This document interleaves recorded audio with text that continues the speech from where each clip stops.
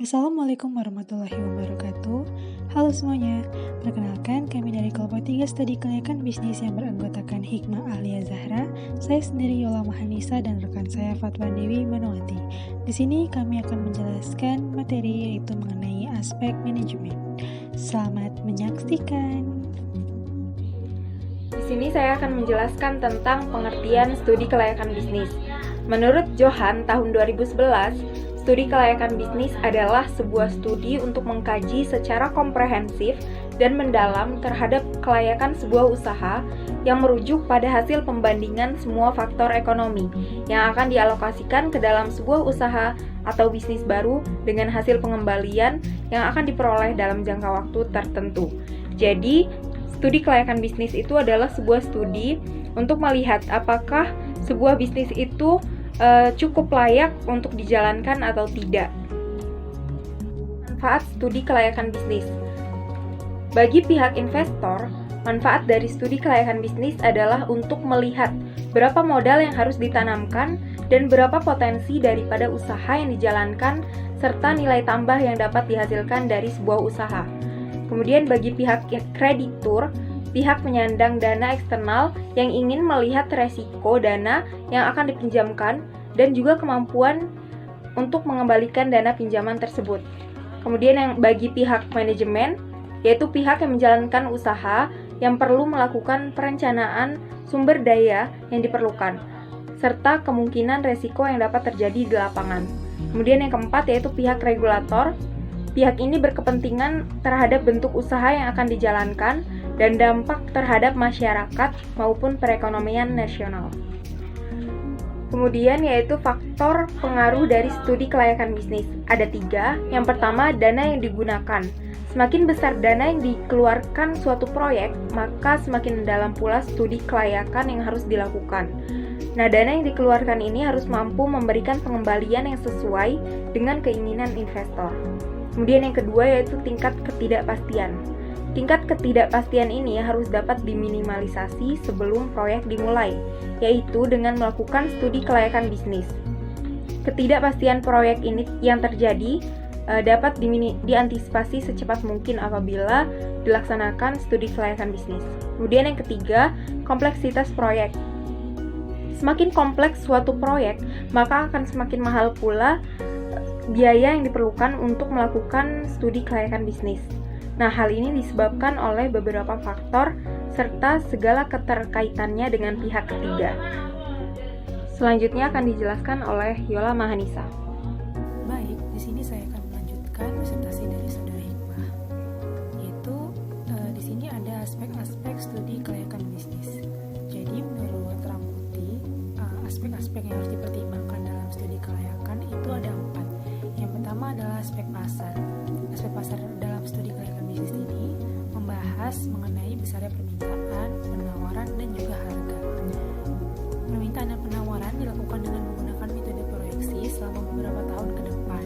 Nah, kemudian pengukuran proyeksi tingkat permintaan ini dapat dilakukan dengan menggunakan metode time series, regresi, dan juga korelasi. Kemudian yang kedua, ada aspek teknis. Aspek teknis ini membahas hal-hal yang langsung berhubungan dengan operasional usaha, seperti kapasitas produk, teknologi yang digunakan, skala produksi, proses produksi, lokasi, tata letak, penjadwalan, serta pengaturan tingkat persediaan. Kemudian yang ketiga adalah aspek manajemen. Nah, aspek manajemen ini mempelajari hal-hal yang berkaitan dengan rencana pengelolaan dan pelaksanaan bisnis yang akan berjalan. Kemudian yang keempat adalah aspek keuangan. Metode yang bisa digunakan dalam analisis keuangan studi kelayakan bisnis dan investasi adalah payback period, net present value, dan internal rate of return. Nah, jadi teman-teman di sini ada 4 aspek studi kelayakan bisnis, tetapi kita di sini hanya mempelajari aspek manajemen. Selanjutnya yaitu ada pengertian manajemen. Jadi, kata manajemen berasal dari bahasa Prancis kuno, yaitu manajemen, yang memiliki arti seni melaksanakan dan mengatur.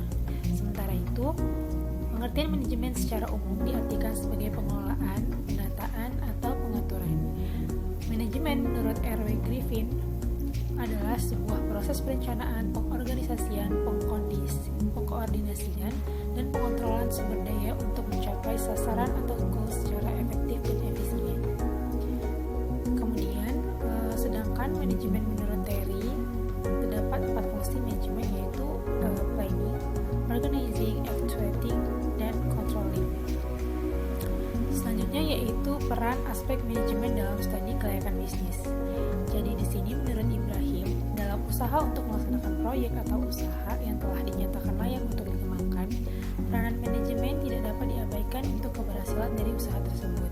Bagaimanapun, baiknya prospek dari gagasan usaha atau proyek yang dilaksanakan tanpa didukung dengan manajemen yang baik tidak mustahil akan mengalami kegagalan. Baik, selanjutnya presentasi akan dilanjutkan oleh rekan saya, yaitu Saudara Fatma. Di sini saya akan membahas tentang tugas pokok manajemen dalam studi kelayakan bisnis. Yang pertama, ada perencanaan atau planning. Di seluruh aktivitas manajemen studi kelayakan bisnis, perlu adanya planning terlebih dahulu untuk menjalankan pokok-pokok aktivitasnya. Lalu yang kedua, ada pengorganisasian atau organizing, di mana hal ini untuk memudahkan seorang manajer untuk mengatur dalam pengawasan. Nanti di setiap manajemennya dibagi menjadi beberapa unit sesuai dengan bidang pokoknya. Lalu yang ketiga ada pelaksanaan. Di dalam pelaksanaan ini dapat membuat seseorang untuk melakukan pekerjaannya dengan lebih baik, mempengaruhi seseorang untuk mau bertindak dan menanamkan rasa bertanggung jawab. Lalu yang keempat ada pengendalian atau controlling.